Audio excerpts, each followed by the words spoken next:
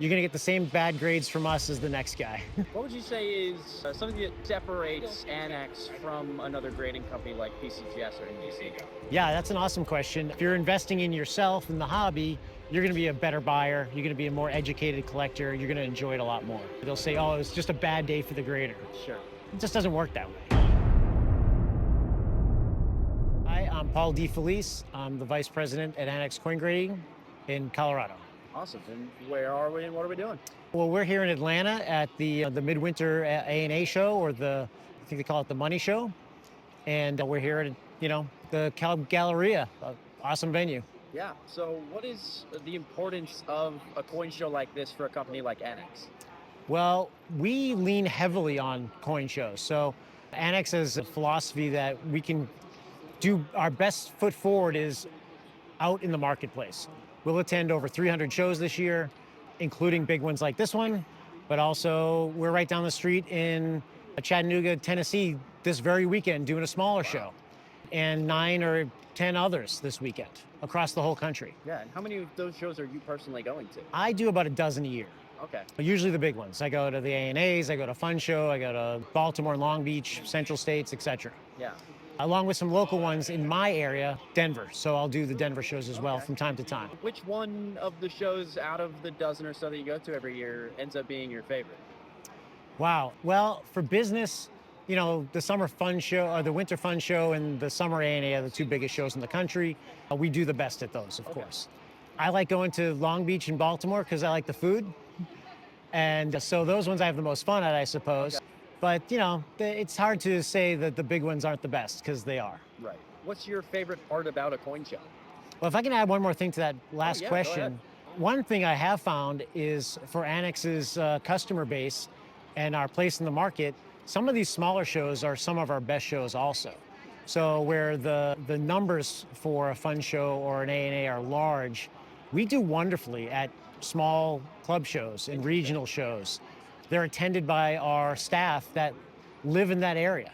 So for example, at this show, we've got a guy named Rusty Cumberledge. He lives in Augusta, Georgia. He's kind of the host ANACS representative for the Atlanta ANA. Okay. But he'll do, I don't know, he might do 25 shows a year in Georgia and South Carolina. Smaller shows that people across the country may not know or be familiar with, but everyone in this area knows all about.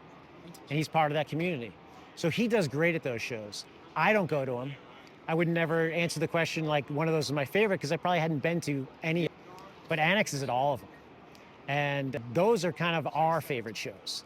It's the club shows, it's the regional shows, it's the shows that the collectors come to. Yeah, are those shows that someone like NGC or PCGS would be at, or is it just ANACS? We don't see a lot of competitions at those shows. That's certainly an advantage we have, I think. But they pop up from time to time. I think it depends on what part of the country you're in, and someone might have an interest in going to that show that's on their staff maybe. Yeah. I don't know, I can't speak for it, but we do see them from time to time, but it's few and far between. What would you say is something that separates ANACS from another grading company like PCGS or NGC? Yeah, that's an awesome question. And for me, it's obvious. ANACS offers the same quality of service as anyone in this industry. We hire the best staff. I always tell my customers, you're going to get the same bad grades from us as the next guy. We are not giving anything away. And our staff's small. So the people who are grading your coins are the same people who are grading the next guy's coins. Right. So there's a consistency to the product, right? Our grading staff is a dozen, it's not 100. Yeah. So there's an advantage there. We guarantee our product just like everyone else. Our prices are very competitive. You can grade a coin with ANACS for as little as like $14. Wow. That's the slowest service and kind of for simpler coins, but that's off the street. That's full retail price that someone can get a deal like that. So my point is you're getting a great deal, you're getting accurate results and great service. Plus, you might be able to do it at your local coin show. There you go. So there's a savings there as well. There's a trust issue, right? You're handing it to your collection to someone you might know at the ANACS table who lives in your area. If you do that, we don't charge for shipping. So you just saved $30 right there getting it to ANACS. Yeah. If you take delivery at the next show in that area or any of the 300 shows that we do across the country. You can drop off here today and pick up at Central States in a couple months. Yeah. That's also free. So there's another advantage there. Okay. Very cool. Do you get to handle any really cool coins personally? I don't, I handle more people than coins. Okay. Just handshakes. Just handshakes. But I see some stuff. I'm not a big collector myself. Okay. In fact, I don't own a collection. I've never really bought a coin in a way that a collector might. Okay. So my job at ANACS is handling the shows and handling the customers and handling some of the staff. I'm a liaison from our customers to the grading room. So you can't call up Michael Fahey, our senior numismatist, but you can call me and I can talk to him. Sure. But I see all kinds of stuff. You know, I guess your collection is my collection because I get Sure, to yeah. I get to enjoy it in that particular way. Yeah. So how did you end up getting into the coin industry? Through a friend. Through a So yeah, a good friend of mine he's a former grader, worked at several different services, and he hired me to handle the people side of the business. Okay. That was a long time ago, 05, 06, something like that, And how long have you been the VP of ANACS? since 08. Since 08. Yep. So for someone who maybe doesn't know, what is the process like for getting a coin Oh. graded? Yeah, so that's a great question. It's pretty simple. First off, submitting with ANACS is all you need is some coins and a submission form. Assuming you get through that whole process and the coins end up well prepared in our grading room, they go through a 3-step process, Okay. minimum. So the first step is first base, and that's when a grader has your coins in front of him, and he's completely blinded from any of the information of the owner. He doesn't know what the owner thinks the coins are worth. He doesn't know who it is. He does know how fast the customer wants it, and he gets all these special requests. Is this a conservation item? Is it a variety or error request, etc.? But he or she will evaluate the coins, do the data entry in a dark room with a single light bulb, Right. surrounded by other experts in our awesome library. And then that input is done. It goes back into the vault. At some later time, another person grabs that same box, and he or she will repeat the same process again, blinded from who the submitter is, but also blinded by who the first grader was on the coin. Gotcha. So you get a second opinion on the coin without bias. Wow. The third step, typically, sometimes it could go through a third round of that, but typically the third person is one of our senior numismatists. Okay. And he will have access to the previous 2 grades and also his own. And he'll take a consensus from those 3 grades to establish the ANACS line and official opinion of that coin. Okay. How does that differentiate? I guess, do you know what the process is? My like for understanding PCGS? is that's kind of the minimum standard in the industry. Okay. So if your grading service is doing that, they're probably doing it correctly. If they're not, you're probably getting, you're getting one person's opinion. Then it's Yeah. not really a grading service, then it's like Joe's grading service. So you want that broader consensus. Now, that senior person will have final say on it. So he has the most weight Yeah. in the process. But he'll always consider those other 2. And if there's something that appears in the grading notes that doesn't jibe with him, he might stop and ask that person, like, hey, what did you think of this that made you come up with this that is off of what I would think? And that could either be a training opportunity, or it could be like an enlightenment, like, oh, I didn't consider that point of view. Yeah. So you get like that group thought. Right. And that way, you don't have like that statement a lot of people make where they'll say, oh, it's just a bad day for the grader. Sure. It just doesn't work that way. There's never a grader. There's Yeah. always a team.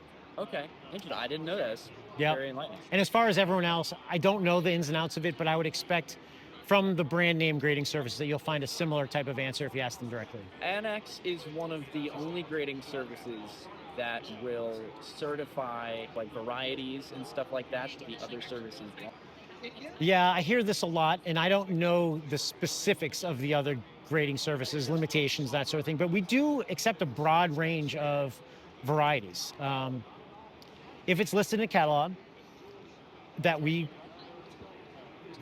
think is credible, which is broad, and we agree with the assessment in the catalog, we'll put it on a label.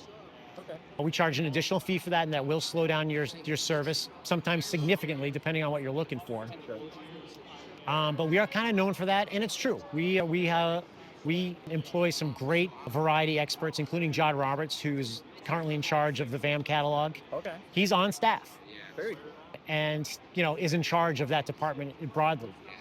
But yeah, we'll take a crack at nearly anything out there. But again, it's got to be published. Mm-hmm. Can't be just what the customer thinks it is, and we have to agree with the publisher that it is what they say it is. Right. Great. So I have some. I guess you're not really that big of a collector, so I don't know if the numismatic questions will. Why don't you fire them off at me? I might have some opinions. Yeah. Cool. Do you like gold or silver better? I prefer silver as like an enjoyment of something to appreciate. Okay. As far as the coins that are out there, the silver, I tend to find my eyes more attracted to them than the gold. Yeah. Okay. And maybe that's because I feel like gold's hard to grade for me anyway. Okay. I don't know. I just find I find it harder to differentiate. And again, I'm not the guy grading anyone's Right. coins out there, but I see a lot of them and I have these conversations with people. And I find like I can talk about it at more an educated level with silver than I can with gold. Okay. So maybe that's why. It's probably because I like it more and I'm more interested in it, I guess. There's a lot more different varieties of coins. There than is. silver There as is. That's well. true too. That is true. There's a Much lot more. broader It is. stuff to study. Yeah. Do you have a favorite U.S. coin design? Well, the simple answer I think is the Morgan. I think is the most interesting one, and it truly is for me. On a broader range, I like Spanish Colonial silver. Okay. I think if I was to get into a collection, I would start there. I don't know a ton about it, but I do appreciate it, and it is something that we do certify. Okay. Yeah. Yeah. Cool. Do you have any tips for new collectors? Yes, tips for new collectors. I tell this every day to people. One is get with your local coin dealer, someone you trust and can walk into their shop and have conversations with face to face. Get with your local club, join them, support them. You'll be surrounded by like-minded people with adding a social element to this. And there's a synergy between books and coins. Invest in the books that will help you learn the things that you're interested in. If you're into US coins, start with the Red Book.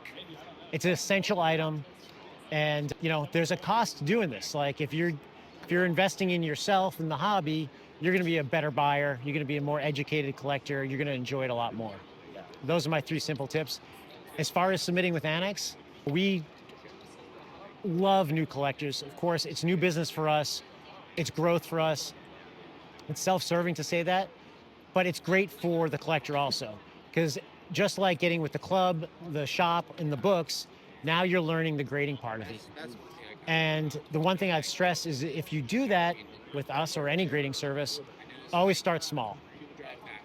Find your 5 favorite coins, your 10 favorite coins, submit those first, see how it goes before you start like shooting for the moon. Okay. You might be surprised, you might be disappointed, but at least you didn't make a big investment to begin with. What is the purpose of getting your coins graded? What's the benefit? Yeah. So that can be a very broad answer. Okay. If you ask a dealer that, it's going to be, can I turn a $100 coin into a $200 coin? Sure. Right? Because there's a market confidence when there's a third party involved. Yeah. Someone guaranteed it. Someone says that it's this. I can trust that it is. The buyer and the seller can still have a conversation about that, but at least there's a third party there that has no dog in the fight. Right.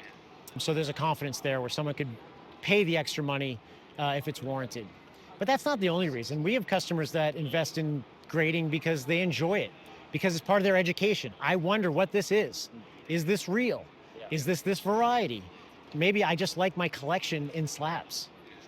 So we see everything from like, someone trying to turn it over into something greater than it may be raw, right down to people submitting their Lincoln collection or their state quarters. And we're good with that as long as they understand that there might not be a return on investment on that sort of thing right away. If they're good with that, we're good with them submitting it. Is there anything else you want to mention or say before we wrap it up? The only thing is going back to our reach out through the local coin shows and club shows and that sort of thing is if there is an ANACS representative in your area, I encourage you to support them. They are out there because they love it. They're not getting rich doing this. They love going to coin shows. They love helping people out. They offer great deals, and they are in 40 states. So there's probably one close to you. That's all I got.